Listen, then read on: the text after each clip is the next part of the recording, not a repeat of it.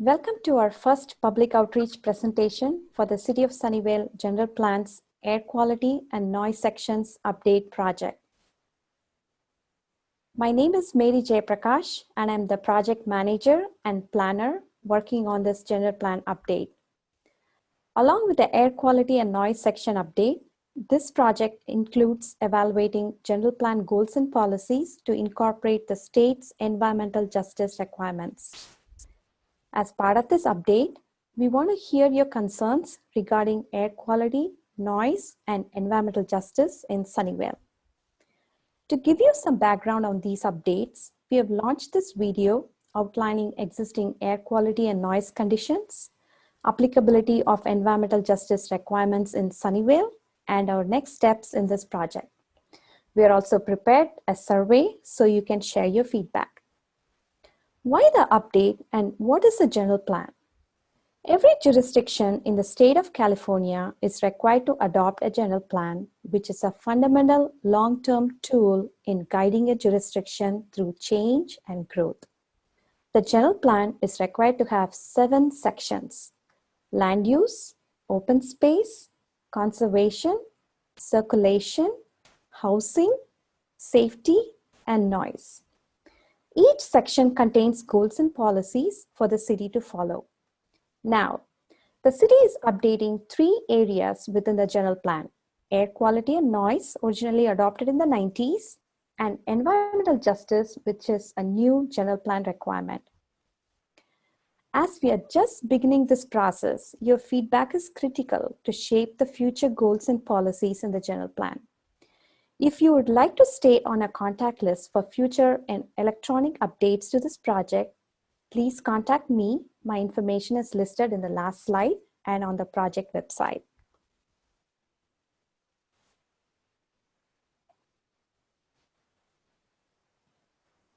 This presentation will talk about the project background and purpose, including why we are doing this update. It will describe the existing air quality, environmental justice, and noise conditions in the city and summarizes findings related to those topics. Then we'll discuss the next steps of the project, including the public input process and project timeline.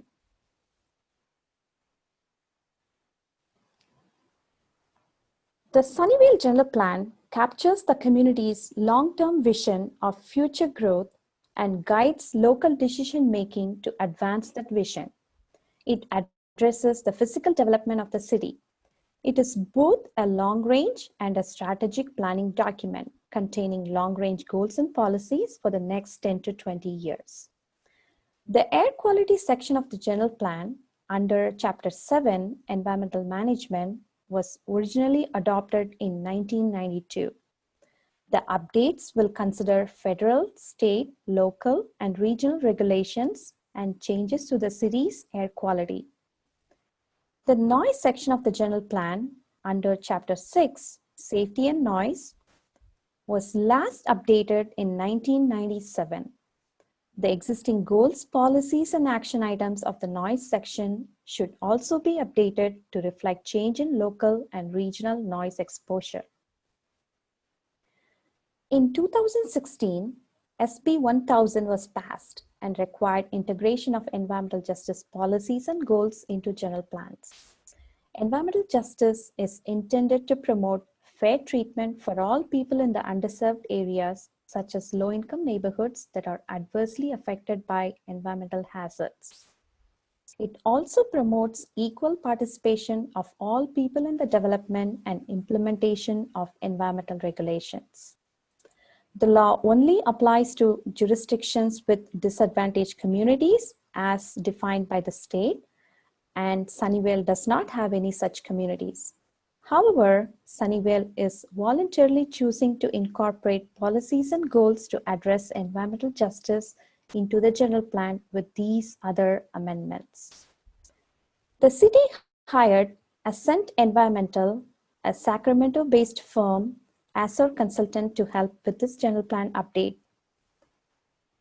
Angie Hyung and Dimitri Antonio of Ascent will be presenting the following slides.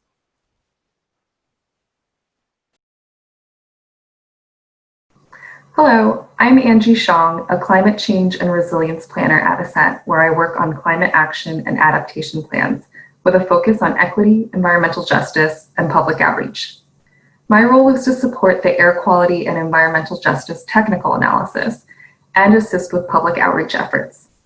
I'm going to discuss the existing air quality conditions and findings in the city of Sunnyvale.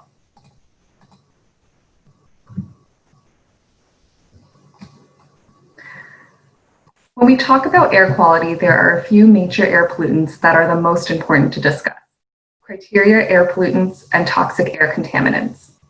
The criteria air pollutants are ozone, carbon monoxide, nitrogen dioxide, sulfur dioxide, respirable and fine particulate matter, also known as PM 2.5 and PM 10, and lead. The US EPA, under the Clean Air Act, sets standards for criteria air pollutants because they are common and can be harmful to health.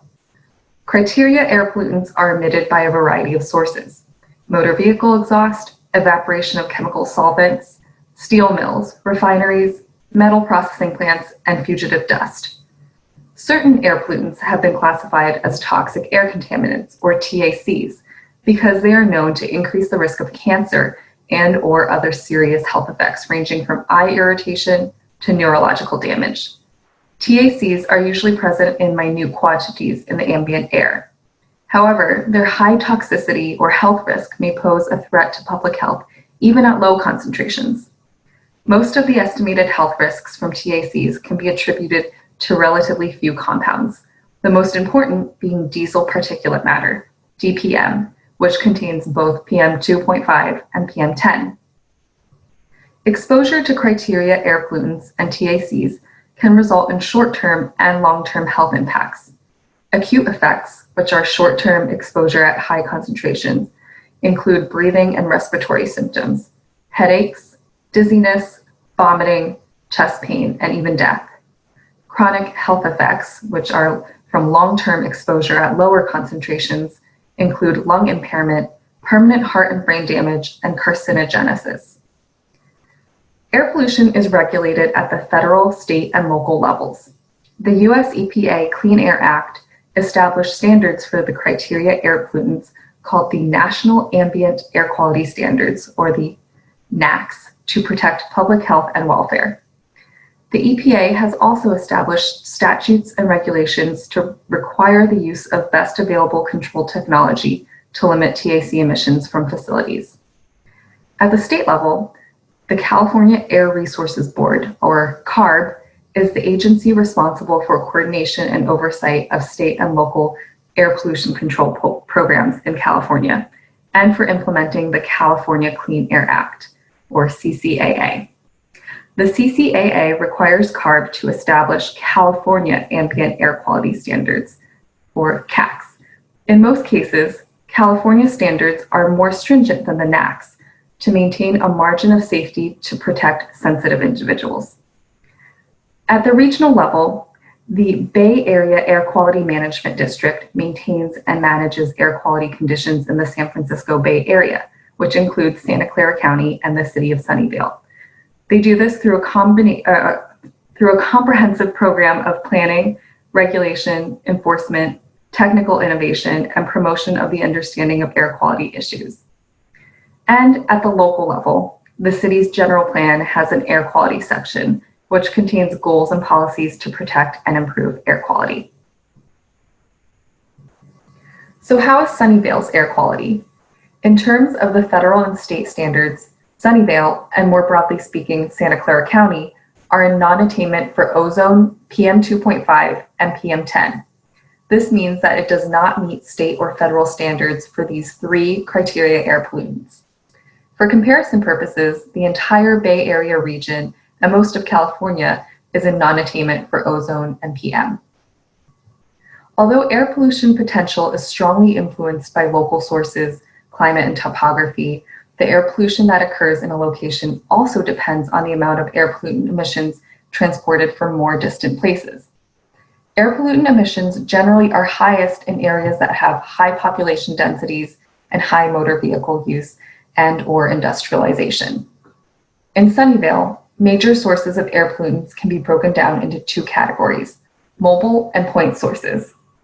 Point sources are generally regulated by the state and the local air district and include things such as backup diesel generators and exhaust stacks from refineries, rendering plants, or other manufacturing and industrial processes. All point sources are required to obtain permits administered by the local air district, which may include various conditions on the operation, including implementation of best available control technology, such that air quality standards are complied with and public health is protected. Sunnyvale is also home to several high-volume roadways, which are major sources of criteria air pollutants and TACs in the form of DPM. Major mobile sources in the city are US 101, SR 237, SR 85, and I 280. And as you can see on this map, traffic density is highest along those major roadways and along intersections adjacent to these roadways. There's a strong linkage between air quality issues and environmental justice, or EJ. Low-income residents, communities of color, Indigenous people and tribal nations and immigrant communities have experienced and continue to experience disproportionate environmental burdens and related health impacts in the United States. These communities face significant barriers to their overall health, livelihood, and sustainability. EJ issues as they relate to land use planning are beginning to be addressed through state legislation and funding opportunities. Senate Bill 1000, the Planning for Healthy Communities Act, mandates that cities and counties adopt an EJ section or integrate EJ goals, objectives, and policies into other sections of their general plans to create healthier cities and counties by protecting sensitive land uses and prioritizing the needs of disadvantaged communities, or DACs. The primary method for identifying DACs is by using CalEnviroScreen, a mapping tool developed by the California Office of Environmental Health Hazards Assessment. CalEnviroScreen uses environmental, health, and socioeconomic information based on data sets available from state and federal government sources to produce scores for every census tract in the state. Scores are generated using 20 statewide indicators, which fall into two main categories: pollution burden and population characteristics. For the pollution burden category, exposure indicators include exposure to ozone, DPM, pesticides, traffic, drinking water contaminants, and pollution from manufacturing facilities. Several of these indicators relate to air quality and the health impacts of air pollutants. Pollution burden also includes these environmental effect indicators: proximity to solid waste sites and facilities, cleanup sites, groundwater threats, impaired water bodies, and hazardous waste generators and facilities. In the population characteristics category, CalEnviroScreen considers sensitive populations, including those with asthma, cardiovascular disease, and low birth weight infants. Socioeconomic factors considered are poverty, unemployment, educational attainment, linguistic isolation, and housing burdened low-income households, which are the percentage of households in a census tract that are both low income, making less than 80% of their county's median family income, and severely burdened by housing costs, paying greater than 50% of their income for housing costs.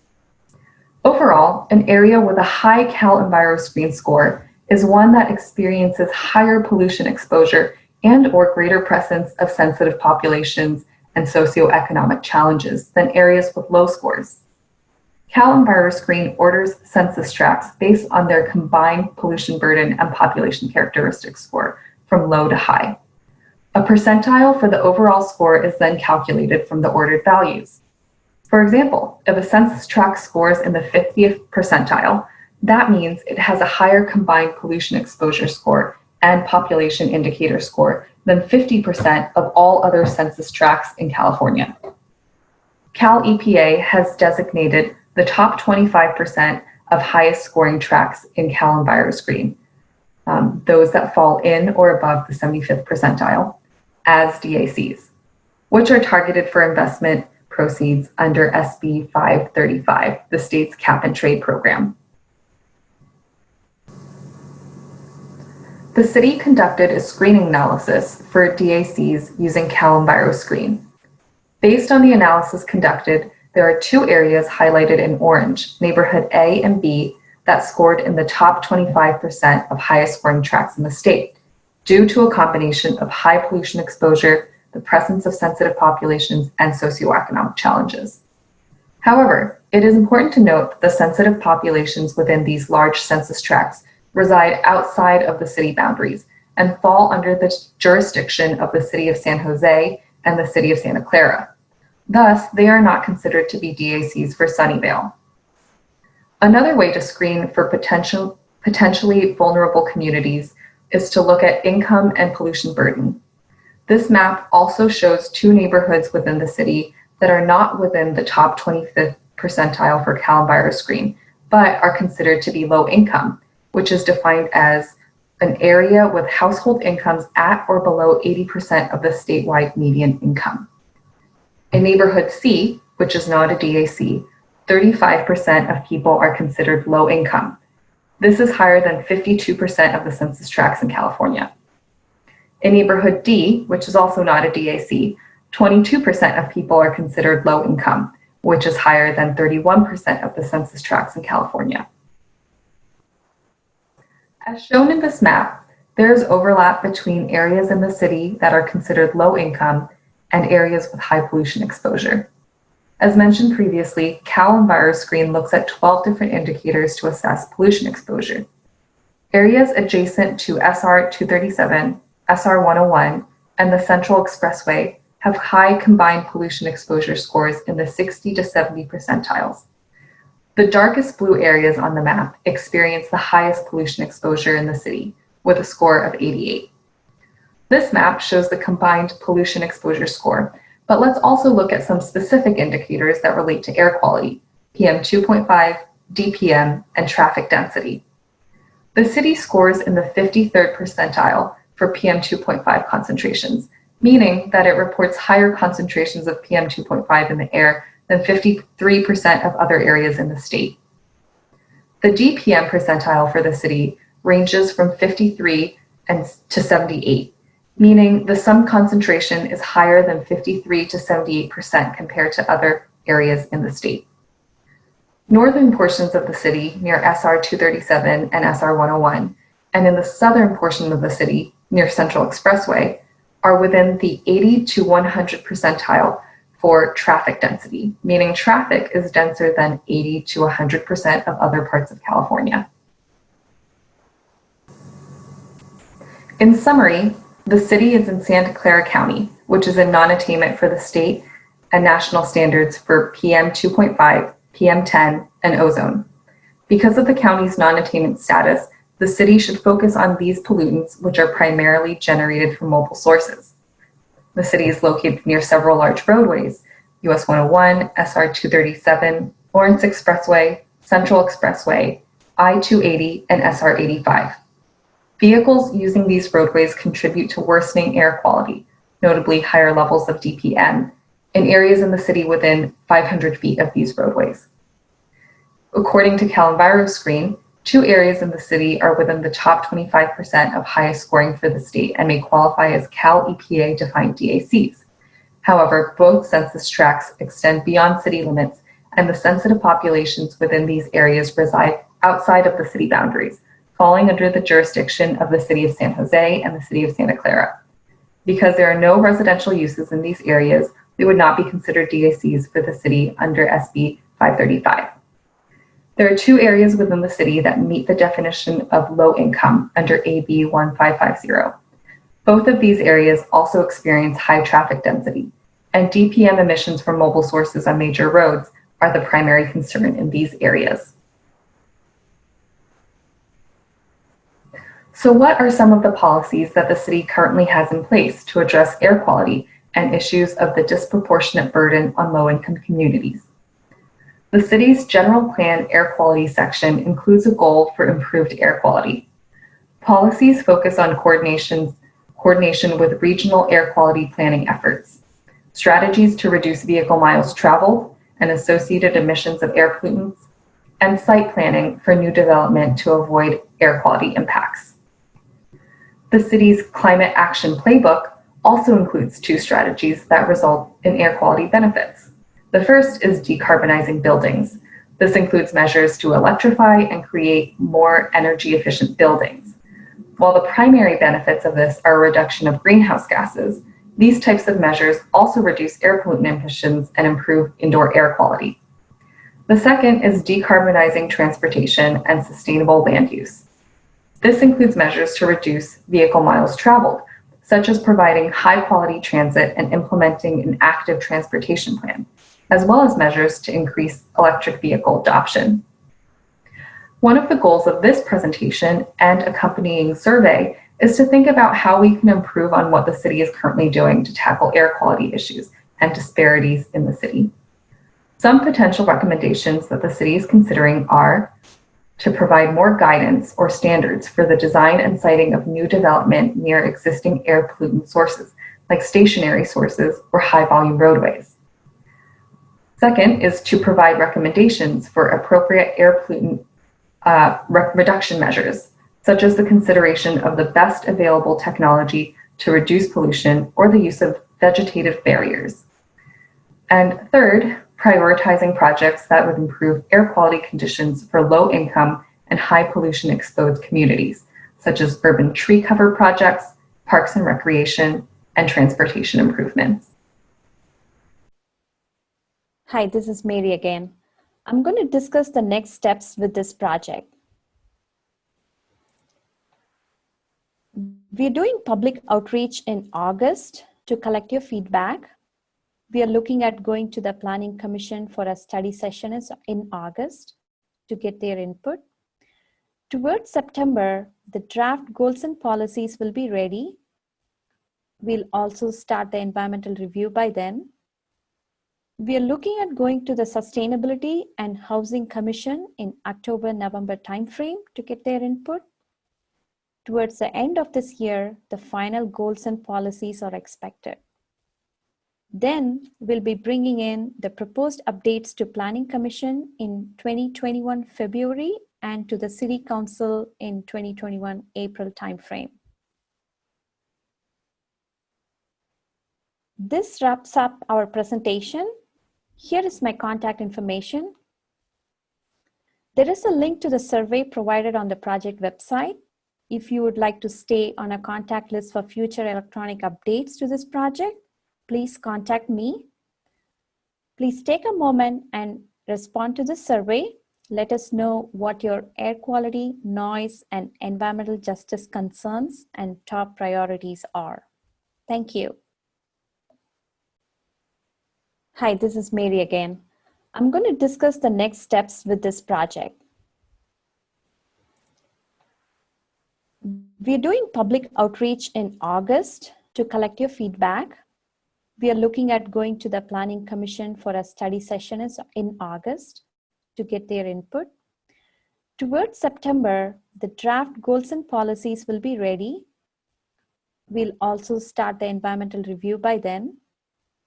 We are looking at going to the Sustainability and Housing Commission in October-November timeframe to get their input.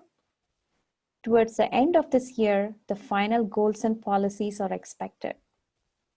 Then we'll be bringing in the proposed updates to Planning Commission in 2021 February and to the City Council in 2021 April timeframe. This wraps up our presentation. Here is my contact information. There is a link to the survey provided on the project website. If you would like to stay on a contact list for future electronic updates to this project, please contact me. Please take a moment and respond to the survey. Let us know what your air quality, noise, and environmental justice concerns and top priorities are. Thank you.